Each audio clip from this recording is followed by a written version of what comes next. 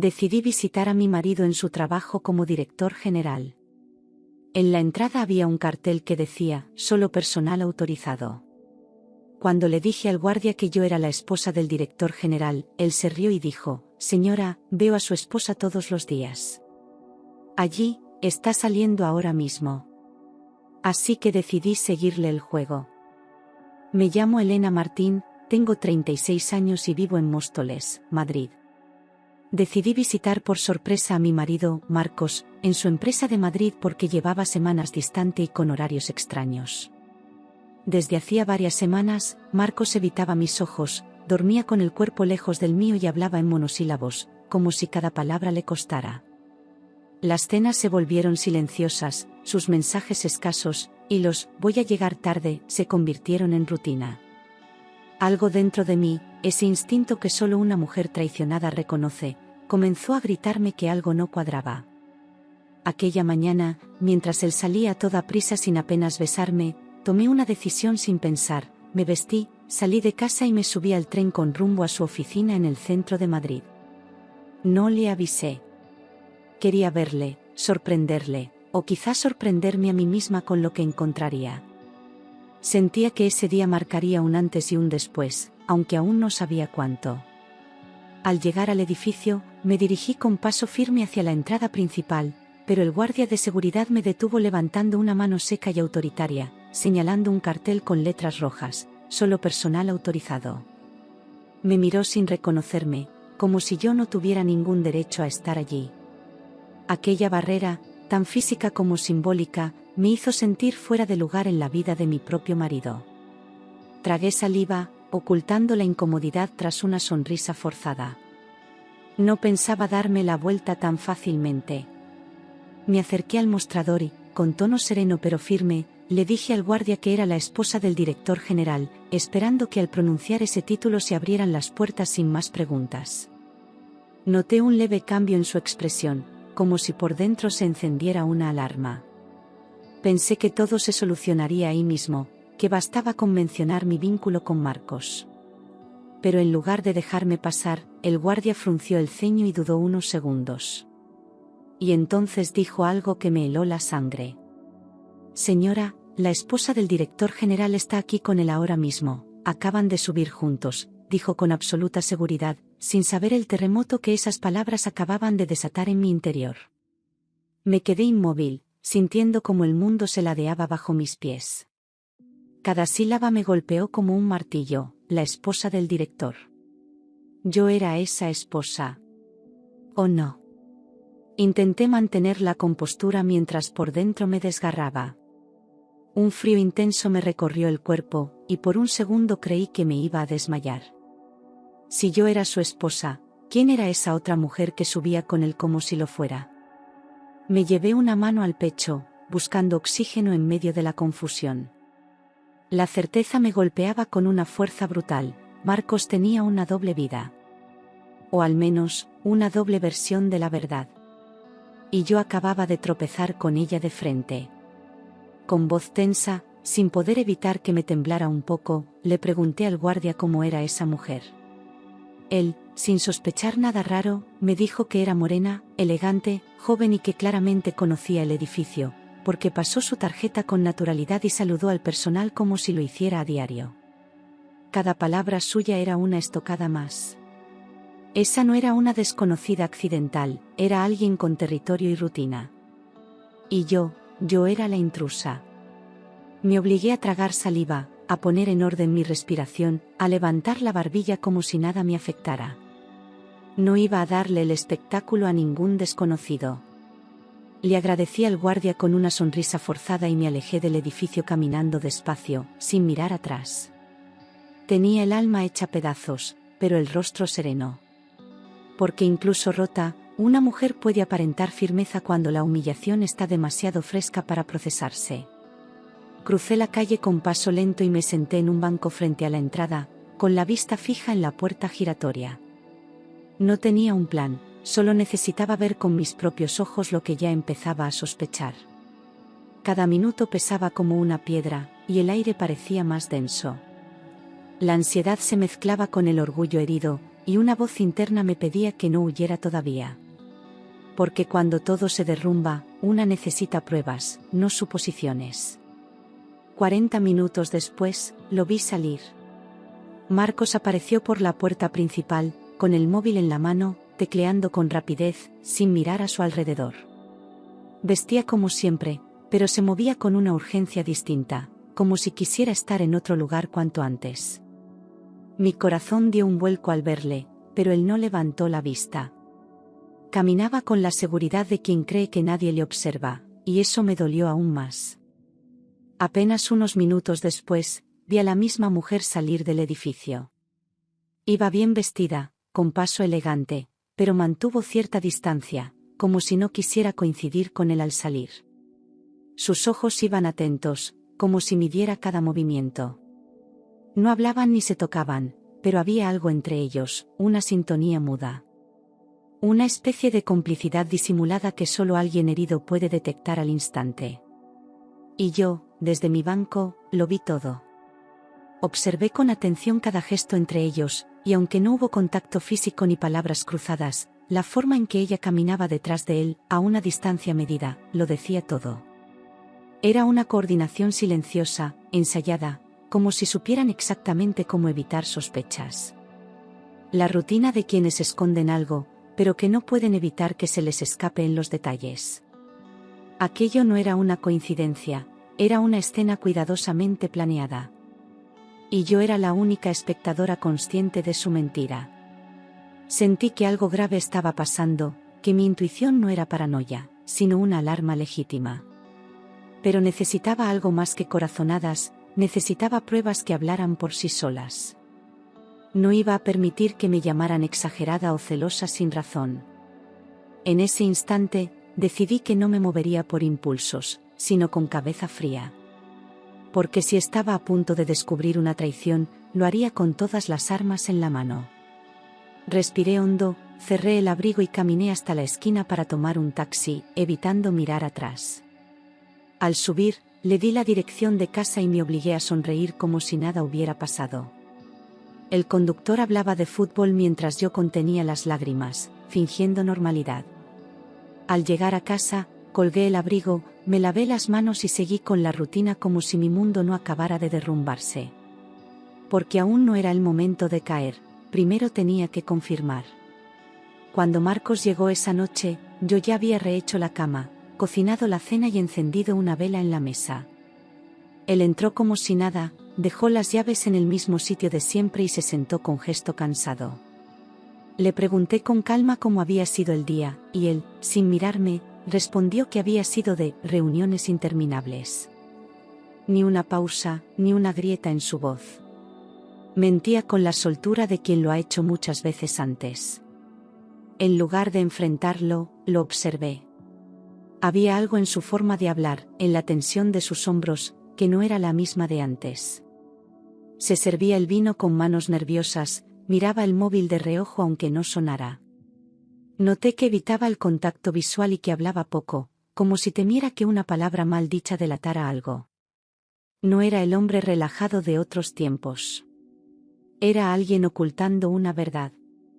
Desde esa noche, empecé a notar mentalmente cada cosa extraña, horarios cambiantes, respuestas vagas, excusas que no encajaban del todo. Me convertí en observadora silenciosa de mi propio matrimonio. Apuntaba frases, gestos, pequeños cambios de rutina. Todo lo que antes pasaba desapercibido ahora adquiría un peso nuevo. Y cuanto más observaba, más crecía en mí la certeza de que algo muy turbio se escondía detrás de su aparente normalidad. Lo más llamativo era cómo reaccionaba cuando llegaba una notificación en su móvil. Lo cogía al instante, sin importar lo que estuviera haciendo. A veces lo ponía boca abajo sobre la mesa, otras lo llevaba al baño sin razón. Había un nerviosismo que no sabía disimular del todo. Yo fingía no notar nada, pero por dentro tomaba nota de cada movimiento. Su ansiedad con el móvil era más reveladora que cualquier palabra. Empecé a detectar pequeñas contradicciones entre lo que decía y lo que hacía, reuniones que no coincidían con los horarios, lugares que mencionaba de pasada pero no encajaban con su itinerario. Una vez dijo que almorzó en la oficina, pero en su chaqueta encontré una servilleta de una cafetería que jamás habíamos visitado juntos. Otra vez habló de un cliente nuevo, pero usó un nombre que ya había mencionado meses atrás. Las mentiras empezaban a pisarse unas a otras. 2 semanas después, un viernes aparentemente normal, decidí seguirle sin que se diera cuenta. Me levanté temprano, preparé su café y le deseé buen día con una sonrisa tranquila. Esperé 15 minutos y salí detrás, manteniendo siempre una distancia segura. Me sentía ridícula, pero no podía evitarlo, necesitaba saber. El miedo a la verdad era grande, pero la necesidad de verla con mis propios ojos, aún más. Para mi sorpresa, en lugar de coger el coche como solía hacer, se dirigió hacia la estación de metro. Nunca usaba el transporte público cuando iba conmigo, y mucho menos un viernes. Tomó la línea 3 y se bajó en Argüelles, una zona que apenas conocíamos. Mi corazón latía con fuerza mientras le seguía entre la gente. No sabía qué iba a encontrar, pero ya no había vuelta atrás. Desde la salida del metro, Marcos caminó con paso decidido por calles estrechas hasta llegar a un edificio residencial antiguo, de fachada gris y balcones con plantas secas. Miró a ambos lados, como quien teme ser visto, y luego tecleó un código en el portero automático con total familiaridad. No dudó, no llamó, no esperó, entró directamente. Ese gesto confirmó lo que tanto temía. No era la primera vez que venía aquí, y claramente no venía solo. Me quedé al otro lado de la calle, oculta tras una marquesina, con el corazón en la garganta y las piernas a punto de fallarme. A los pocos minutos, una mujer apareció caminando tranquila desde la esquina. Era ella, la misma del edificio de su trabajo. Se acercó al portal sin tocar nada, lo abrió con naturalidad y entró como quien llega a su casa. No hubo palabras, ni llamadas. Era claro, compartían más que miradas furtivas. En ese instante, ya no quedaban dudas. Aquel lugar no era un sitio de paso, era un refugio que compartían en secreto. No podía evitar imaginar las escenas que ocurrían tras esas paredes. Me temblaban las manos, pero tomé aire y saqué el móvil para anotar la dirección exacta. Necesitaba registrar todo, convertir el dolor en evidencia. Ya no era una sospecha, era una verdad con forma y dirección.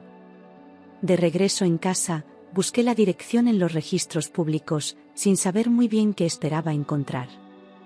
No tardé en descubrir que el piso estaba a nombre de una tal Laura Varela. Ese nombre no me decía nada, pero ya tenía una identidad. Sentí un vacío extraño, como si con ese nombre la traición tomara un cuerpo real. Ya no era solo una mujer, era alguien con nombre, dirección y lugar en la vida de mi marido. Con el nombre completo, no tardé en encontrar sus redes sociales. Ahí estaba, la misma cara, la misma elegancia, la misma mirada que vi salir del edificio. Las fotos mostraban una vida aparentemente normal, sonriente, pero llena de detalles que ahora leía con otros ojos. En varias imágenes aparecía en lugares que Marcos había mencionado como parte de viajes de trabajo.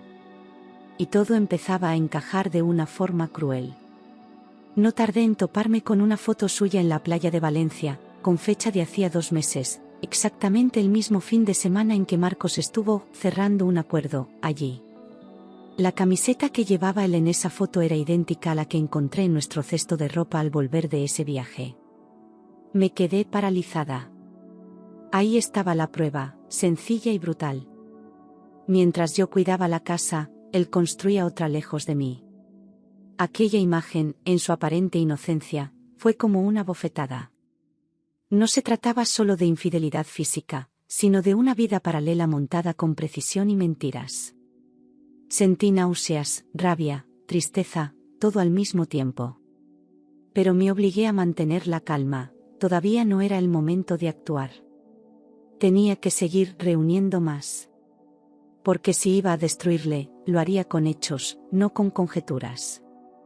Durante los días siguientes, empecé a recolectar todo, capturas de pantalla, horarios, ubicaciones, fotografías, nombres, todo lo que pudiera ser útil.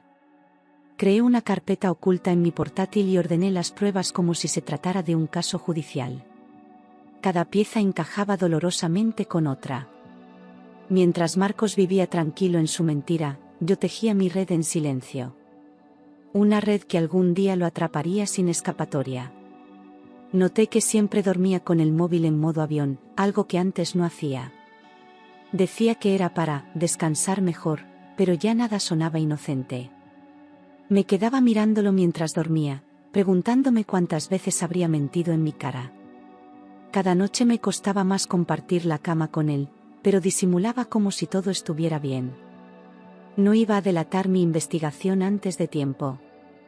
Durante varias noches observé su respiración, el momento exacto en que se sumía en un sueño profundo. Aprendí a esperar pacientemente, con los oídos alerta y el corazón contenido. Una de esas madrugadas, con el pulso temblando, tomé su móvil con cuidado y lo encendí. Apenas volvió a tener señal, empezaron a llegar mensajes. Y entonces, lo que siempre sospeché, se confirmó en pantalla. El móvil vibró suavemente en mis manos y, al desbloquearlo con su huella mientras dormía, lo primero que apareció fue una notificación de WhatsApp. Buenas noches, amor. Te echo de menos. Venía de Laura. Mi pecho se comprimió de inmediato, pero seguí navegando por las conversaciones con el corazón latiendo desbocado. Todo estaba ahí, a la vista, como si él nunca pensara que yo podría descubrirlo. Cada palabra era una traición más que sumaba al silencio que me había tragado durante meses. Los mensajes seguían llegando uno tras otro, como si el universo quisiera asegurarme de que no quedaran dudas. Esta semana ha sido eterna sin ti, he comprado lo que te gusta para cenar, duerme pronto, mi vida. No eran frases de un desliz ocasional, sino de una relación larga, sólida, alimentada día tras día. Leía cada mensaje como quien revisa los restos de un naufragio. Y lo peor era que todo me sonaba familiar, porque yo también recibí esas palabras, hace años. La intimidad entre ellos era evidente, construida con tiempo, rutina y afecto. Hablaban de series que veían juntos, de lugares a los que querían volver, incluso de pequeños gestos del día a día. No era una aventura fugaz, era una segunda vida completa. En un punto, le escribió, no sabes lo difícil que es fingir con Elena. Sentí un puñal helado en el estómago. Él no solo me mentía, se quejaba de tener que mantenerme engañada. Fotografié todo con el móvil en silencio, pantallazos de las conversaciones, fechas, nombres, emojis, detalles. Lo guardé todo en mi carpeta secreta, sin omitir nada. Luego apagué el móvil y lo dejé exactamente como estaba, al borde de la mesita. Volví a acostarme, conteniendo el llanto, y lo miré dormir como si fuera un extraño. Tenía al enemigo en mi cama, y esa noche fue la primera vez que sentí miedo de verdad. Al día siguiente, con la cara hinchada por no dormir, busqué discretamente un abogado especializado en derecho de familia. Pedí cita para ese mismo viernes y me presenté con todos los documentos recopilados.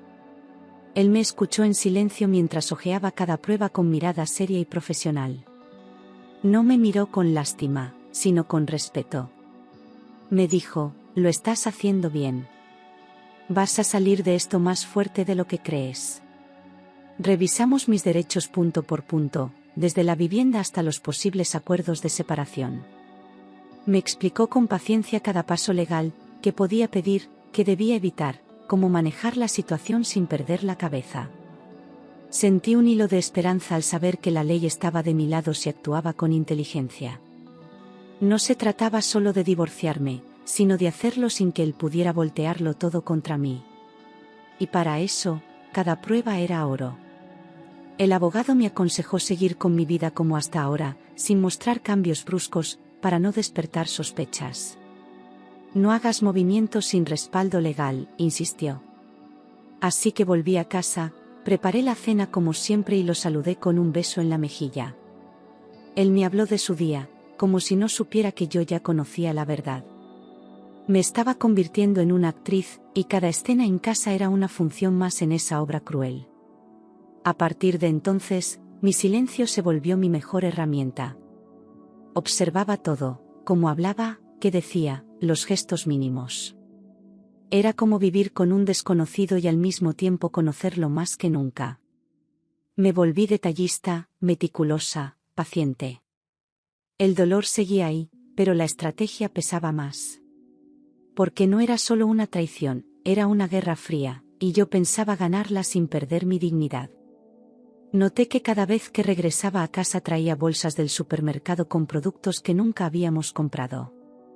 Marcas desconocidas, sabores que ni siquiera le gustaban cuando estábamos juntos.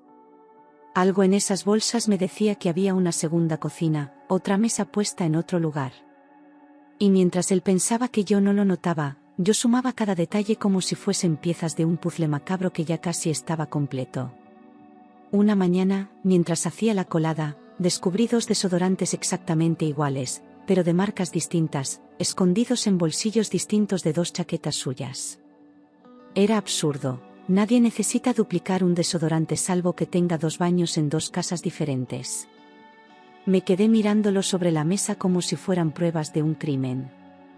A veces, la verdad no llega con palabras, sino en pequeños objetos que delatan la mentira sin necesidad de explicación. Otro día, mientras vaciaba sus bolsillos antes de meter la ropa en la lavadora, encontré un ticket arrugado de una cafetería en Argüelles.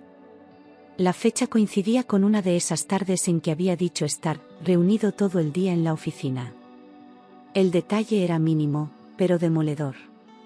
Ya no era solo lo que decía, sino lo que dejaba sin explicar. Ese barrio, ese ticket, esas mentiras, todo formaba una red coherente y sucia. Cada vez que encontraba uno de esos indicios, mi interior se partía un poco más, pero también se fortalecía. Ya no buscaba confirmar la infidelidad, eso ya lo sabía, sino construir un relato completo que me permitiera cerrar este capítulo con dignidad y justicia.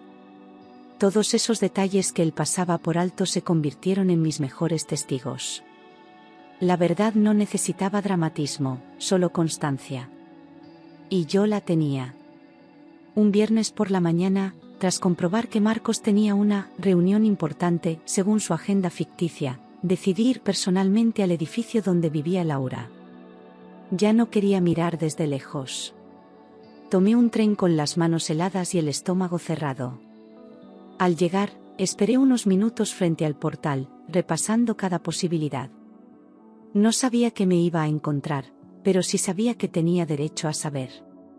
Crucé la calle con paso firme y toqué el portero sin pensarlo demasiado. Un zumbido sordo resonó dentro del edificio, pero nadie respondió al instante. El silencio me pareció eterno, hasta que escuché unos pasos rápidos acercándose. Apreté los puños para no temblar. Estaba en la puerta de una vida que nunca me perteneció. Y ya no había marcha atrás. De pronto, una niña de unos 5 años abrió la puerta, mirándome con curiosidad desde abajo. Tenía el pelo oscuro, rizado, los ojos grandes y una sonrisa inocente. «¿Buscas a mi mamá?», me dijo con naturalidad, como si yo fuera una visita habitual. Me quedé sin palabras. Aquella niña conocía ese lugar como su hogar, y su madre era la otra mujer en la vida de Marcos. Le pregunté con suavidad si podía llamar a su mamá, y ella, sin dudar, se dio la vuelta gritando: «Mamá, hay una señora en la puerta». Escuché pasos apresurados, una voz femenina murmurando algo, y luego vi aparecer a Laura en el pasillo. Cuando me vio, se detuvo en seco. Su expresión cambió al instante, de sorpresa a incomodidad, como si hubiera estado esperando este momento, y temiéndolo. Nos miramos en silencio durante unos segundos que se sintieron eternos. Ella no preguntó quién era yo, lo supo en cuanto nuestros ojos se cruzaron. Su hija se agarró a su pierna, y Laura la acarició como un gesto automático de protección. Yo no fui allí a gritar ni a llorar. Solo necesitaba escuchar la verdad de su boca. Y se lo pedí con la voz firme: «Solo quiero saber qué te ha dicho él». Laura me invitó a entrar en silencio, como quien acepta que la verdad ya no puede esconderse. Nos sentamos en la sala, mientras la niña se fue a su cuarto. Ella respiró hondo y empezó a hablar, sin rodeos ni adornos. Me dijo que no sabía que Marcos estaba casado, que él siempre le había dicho que estaba divorciado, solo, pendiente de firmar los papeles. Sentí rabia, pero también una inesperada compasión por ella. Me contó que él pasaba allí varias noches a la semana, que ayudaba con los gastos y que incluso tenía ropa y objetos personales en su armario. Me habló de viajes, cenas, rutinas compartidas. Todo lo que para mí era ausencia, para ella era presencia. Lo describía como un hombre cariñoso, comprometido, una versión que yo ya no conocía. La doble vida de Marcos era más profunda de lo que imaginé. Finalmente, Laura me mostró conversaciones guardadas en su móvil donde él le prometía que el divorcio estaba a punto de resolverse, que todo era por cuestiones legales, y que muy pronto estarían libres para vivirlo todo. Yo leía esos mensajes como quien revisa su propia autopsia emocional. Cada línea era una prueba más de que no solo me había engañado a mí, había construido una mentira tan perfecta, que atrapó también a ella. Me levanté del sofá, aún temblando por dentro, pero con la voz firme. Le dije a Laura que no tenía intención de discutir ni buscar culpables entre nosotras. Solo necesitaba la verdad, y ella ya me la había dado. Su mirada, cargada de decepción, reflejaba la misma herida que yo llevaba abierta en el pecho. Por un instante, compartimos el mismo dolor, provocado por el mismo hombre que nos mintió a las dos. Antes de marcharme, le pregunté directamente si en algún momento había sospechado que él aún vivía con alguien. Me dijo que no, que él era muy hábil con las excusas y siempre encontraba la manera de justificar cualquier ausencia o demora. Le creía porque yo también lo había hecho durante años. Cuando la mentira está bien construida, hasta la intuición puede confundirse. Ambas fuimos víctimas de la misma farsa. Me acompañó hasta la puerta y, antes de abrirla, me dijo con voz quebrada que no volvería a dejar que él cruzara ese umbral. No por mí, sino por su hija. Había descubierto que no era solo una amante engañada, sino la tercera parte de una mentira con consecuencias reales. Agradecí su honestidad con una mirada larga y sin palabras. En ese instante supe que, al menos, ya no tenía que luchar contra una mujer, sino contra un hombre que había jugado con dos vidas. Salí de allí con una mezcla de tristeza, alivio y determinación. Caminé sin rumbo durante un buen rato, repasando cada palabra, cada gesto, cada confirmación. Me sentía vacía, pero también más libre. Ya no era una sospecha, ni una intuición, era una verdad que había escuchado con mis propios oídos. Y con eso, por fin, tenía todo lo que necesitaba.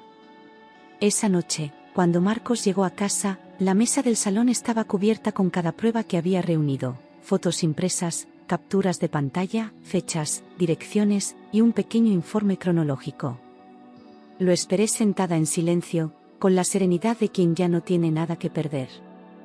Al entrar, se detuvo al ver todo aquello desplegado.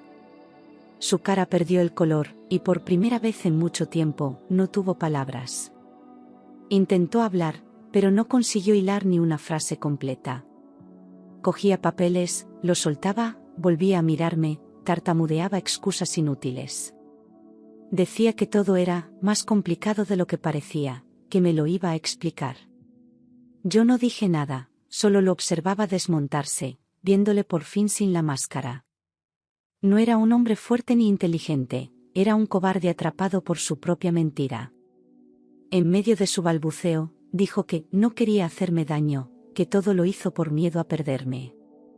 Esas palabras, vacías y tardías, solo hicieron que el silencio a mi alrededor se volviera más espeso.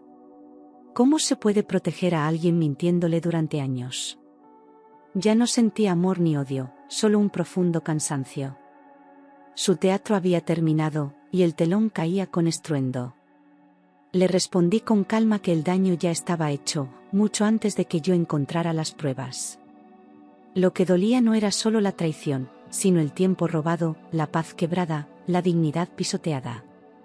Él bajó la mirada, sabiendo que ya no tenía cómo defenderse. En esa casa ya no quedaba espacio para explicaciones. Solo quedaba tomar decisiones. Le informé que había iniciado el proceso de divorcio y que mi abogado le contactaría en los próximos días. Marcos intentó protestar, pedir tiempo, decir que aún podíamos hablar las cosas, pero su voz ya no tenía poder sobre mí. Cada súplica llegaba tarde, hueca, ineficaz. Se dio cuenta de que algo esencial se había roto. Y esta vez, no tenía forma de arreglarlo. Una semana después, por recomendación del abogado, Marcos abandonó la casa. Recogió sus cosas en silencio, sin atreverse a mirarme a los ojos. El eco de sus pasos por el pasillo fue lo último que escuché antes de cerrar la puerta. No lloré. Solo respiré. Por primera vez en mucho tiempo, ese espacio volvió a ser mío. Y el silencio ya no dolía, sanaba. Cuando Marco salió definitivamente por la puerta, sentí que algo pesado se desprendía de mi espalda. No era solo el final de un matrimonio, era el cierre de una mentira que había envenenado cada rincón de mi vida. Aunque dolía, también había una extraña sensación de alivio. El espacio se sentía más limpio, más silencioso, más mío. Y por primera vez, el futuro no me daba miedo, me daba curiosidad. Poco después supe que Laura también había terminado con él. Según me contó por mensaje, no pudo perdonarle haberle ocultado algo tan grave. Había dejado de responderle, y le pidió que no volviera a buscarla. Me sorprendió, pero también lo entendí, ninguna mujer merece vivir en la sombra de otra. Él había perdido a las dos, por quererlo todo sin ser honesto con nada. Semanas después, me llegó un correo anónimo desde la empresa donde trabajaba Marcos. Decía que Recursos Humanos estaba investigando su uso indebido de recursos internos para fines personales. Al parecer, había pagado viajes, cenas y regalos con fondos de la empresa. Y cuando la verdad salió a la luz, lo despidieron sin contemplaciones. Su caída fue tan rápida como su mentira había sido larga. Mientras él se hundía en sus propias consecuencias, yo empecé a reconstruirme. Retomé viejas actividades que había abandonado por complacerle, volví a pintar, a correr por las mañanas, a leer en silencio. Sin darme cuenta, recuperé partes de mí que él había apagado poco a poco. No fue fácil, pero cada pequeño avance era una victoria íntima. Estaba volviendo a ser yo, pero mejor. Encontré un nuevo trabajo en una pequeña editorial, con compañeros amables y un ambiente en el que nadie fingía ser lo que no era. Me sentía valorada, escuchada, libre de caminar sin miedo a que alguien me midiera con mentiras. Redescubrí lo que era trabajar sin cargar con una doble vida ajena. Y cada día, al salir de allí, llevaba una paz que durante años no supe que me faltaba. Dormir dejó de ser una batalla. Ya no tenía que esperar a que alguien se durmiera para respirar, ni revisar móviles ajenos en la oscuridad. Me dormía sin angustia, despertaba sin sobresaltos. Mi cama, antes testigo de silencios y sospechas, volvió a ser un refugio. Y eso, tan simple y cotidiano, era un regalo que no pensaba volver a perder. Aprendí a estar sola, y en esa soledad encontré una compañía nueva, la mía. Empecé a disfrutar de los pequeños rituales diarios, hacer café sin prisa, caminar sin destino, comer lo que me apetecía sin pensar en nadie más. Descubrí que no necesitaba pareja para sentirme completa. Estaba entera, incluso con las cicatrices. Y eso me hacía más fuerte que nunca. Empecé terapia, no para olvidar lo que había pasado, sino para entender por qué lo permití tanto tiempo. Me enfrenté a mis miedos, a mis vacíos, a mi silencio. Y poco a poco, dejé de culparme. No fue mi ceguera, fue su engaño. Y aunque el dolor fue real, también lo fue mi capacidad de levantarme después de todo. Hoy miro atrás sin rencor, pero con una lección clara: el amor no debería doler, ni esconderse, ni romperte. Aprendí que la fidelidad no es un favor, es una base mínima. Y que la intuición, cuando grita, merece ser escuchada. El tiempo que perdí, me lo devuelvo cada día con decisiones valientes. Porque no se trata de olvidar, se trata de seguir adelante con dignidad. Y ahora lo sé con certeza, no perdí a un marido, me liberé de una mentira. Él se fue con su caos, y yo me quedé con mi verdad. Ya no soy la mujer que esperaba en silencio, sino la que actúa con firmeza. El amor volverá, quizá, pero esta vez sabré distinguir entre promesas vacías y hechos reales. Porque cuando una mujer vuelve a elegirse, no hay traición que pueda con ella. A veces me despierto en mitad de la noche y por un segundo creo escuchar el sonido de sus llaves, su voz en el pasillo, su presencia acercándose. Pero enseguida recuerdo que ya no está, y que ese silencio no es ausencia, es libertad. Me doy la vuelta, me arropo y vuelvo a dormir, agradecida por no tener que fingir más. Porque la tranquilidad, aunque silenciosa, es infinitamente más poderosa que cualquier mentira dicha en voz alta. He aprendido que no hace falta cerrar una historia con una nueva pareja, ni llenar los vacíos con otros cuerpos. Hay heridas que solo se curan con tiempo, con honestidad hacia una misma, con días tranquilos y noches sin sobresaltos. Marcos fue una tormenta, pero no la última. Ahora sé cómo protegerme si alguna vuelve. Porque ya no soy la mujer que suplica, sino la que pone límites. A veces me cruzo con mujeres que están viviendo lo que yo viví, esa sospecha callada, esa sonrisa que esconde miedo, esa intuición que arde en el pecho. Y si alguna vez tengo oportunidad, les digo lo mismo que me repetí a mí misma durante meses: no estás loca, estás viendo claro. La intuición no miente. Solo hay que tener el valor de seguirla hasta el final. Volví a Móstoles con una maleta emocional llena de cicatrices, pero también con las manos libres. Reorganicé mi casa, doné cosas, limpié rincones. El proceso fue terapéutico: sacar lo viejo, hacer espacio para lo nuevo. En ese orden externo, también fui encontrando orden dentro de mí.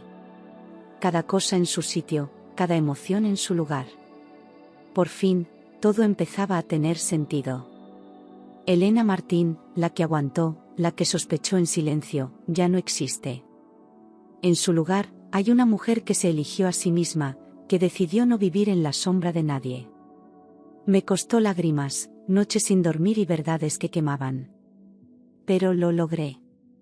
Me levanté sin venganzas, sin gritos, sin dramas. Solo con la verdad como escudo y el respeto propio como espada. El perdón no llegó de golpe. No hubo un momento de iluminación, ni una escena de redención. Fue más bien una decisión que repetí cada día: no cargar con lo que él hizo, no dejar que su traición definiera el resto de mi vida. El perdón no era para él, era para mí. Para liberarme del peso. Y al soltarlo, me sentí más ligera que nunca. Recuperé amistades que había dejado morir por su culpa. Volví a reír con amigas, a hablar de mí sin justificar cada palabra. Me di cuenta de cuánto había perdido por mantener una fachada perfecta. Y esa conciencia dolió, pero también me impulsó a vivir con más verdad, con menos miedo, con más amor propio. Ya no me interesa fingir. Me interesa sentir. No tengo prisa por enamorarme otra vez. Si llega, será porque alguien me mira con verdad, no con disfraces. Pero mientras tanto, me tengo a mí. Y eso es más que suficiente. Porque descubrí que el amor más difícil y más duradero es el que construimos hacia adentro. Amar quien soy, incluso con todo lo que viví. Porque sobreviví a algo que intentó romperme, y no pudo. Nunca imaginé que la traición me daría una segunda oportunidad. No fue una bendición disfrazada, fue una herida que me obligó a mirarme de frente. Y en ese espejo vi a una mujer que merecía más, que podía más. Me dolió, sí. Pero también me reveló. No hay revelación sin dolor. Y el mío, finalmente, me liberó. Ahora camino con la cabeza alta, sin vergüenza, sin culpa, sin miedo. No soy una víctima, soy una mujer que atravesó un incendio y salió caminando. No necesito contar mi historia para que me crean, pero si alguien me pregunta, la cuento con orgullo. Porque esta no es una historia de infidelidad. Es una historia de renacimiento. Y yo, renací. Volver a mí no fue un proceso lineal. Hubo días en los que dudé, en los que me pregunté si hice bien, si podría haber salvado algo. Pero la verdad siempre regresaba como una marea firme. Yo no rompí nada, solo dejé de sostener lo insostenible. Y eso no es fracasar, es sobrevivir. Porque a veces amar también significa saber irse a tiempo. Entendí que no era responsable de las elecciones de otro, solo de cómo reacciono ante ellas. No soy la mujer engañada, soy la mujer que descubrió la verdad y decidió no quedarse ahí. La que no gritó, pero actuó. La que no vengó, pero se protegió. Porque la dignidad no se defiende con escándalo, sino con coherencia. Y yo elegí ser coherente conmigo. Mi historia no es de tristeza, es de transformación. Lo que parecía un final fue el inicio de mi vida más honesta, más real. He dejado atrás el papel de esposa perfecta para convertirme en algo mucho más valioso, una mujer en paz. Y esa paz no tiene precio. No se compra ni se mendiga. Se conquista.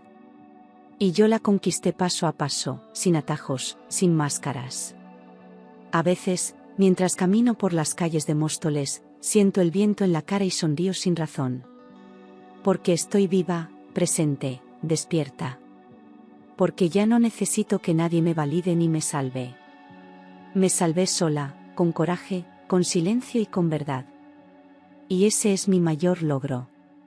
La herida cicatrizó, pero dejó una marca que me recuerda de lo que soy capaz. Y si alguna vez vuelvo a amar, no será desde la necesidad, sino desde la libertad. Porque no necesito a alguien que me complete. Necesito a alguien que me respete, que me vea. Pero mientras llega, si es que llega, me tengo a mí. Y eso ya no es poco.